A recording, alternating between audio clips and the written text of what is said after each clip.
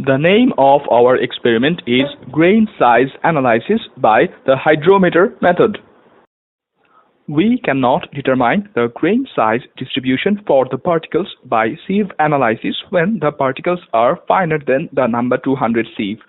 That is why the hydrometer method is used when the soil sample contains more than 12% of particles finer than sieve number 200.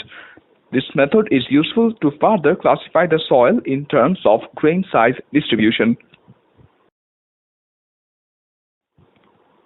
The required apparatus for this experiment are hydrometer jar, sedimentation cylinder,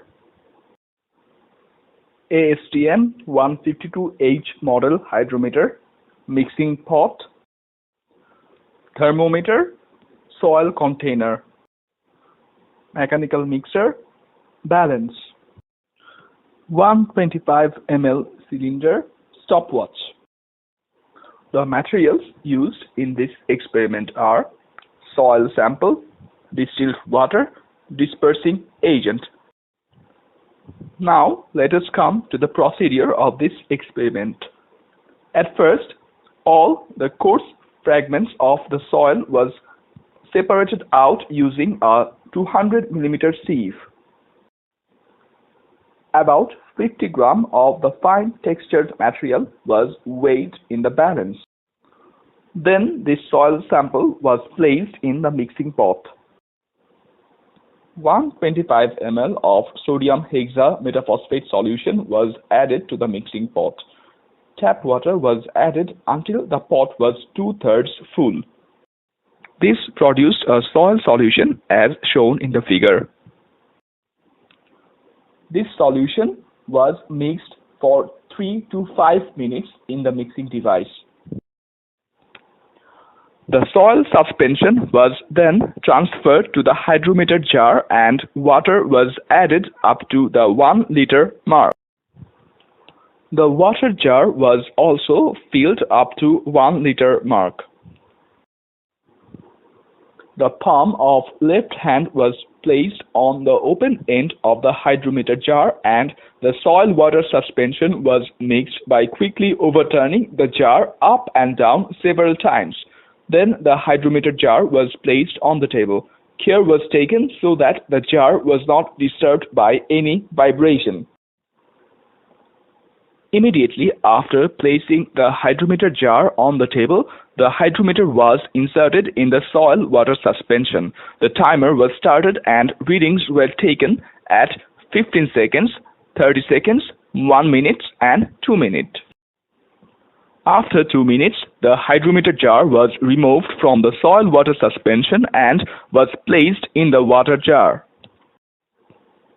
Taking hydrometer readings were continued at elapsed times of 4, 8, 15, 30, 60 minutes and 2, 4, 8, 16 and 24 hours. Between hydrometer readings, the hydrometer was stored in the water jar. The temperature of water was recorded from the thermometer kept in another water jar in the laboratory to the nearest 1 degree Celsius at the beginning of the test and at the time of each hydrometer reading from 15 minutes onward. With the hydrometer placed in the water jar, upper and lower meniscus readings were taken to find meniscus correction, CM. Usually, meniscus correction is 0.5, zero correction was taken to be 3.5. To obtain the zero correction, the same amount of deflocculating solution as used in the test is mixed with water and placed in a 1000 ml cylinder jar and hydrometer reading taken. The difference of this reading and hydrometer reading in pure water gives the zero correction CZ. Determination of particle diameter using hydrometer is based on Stokes' law.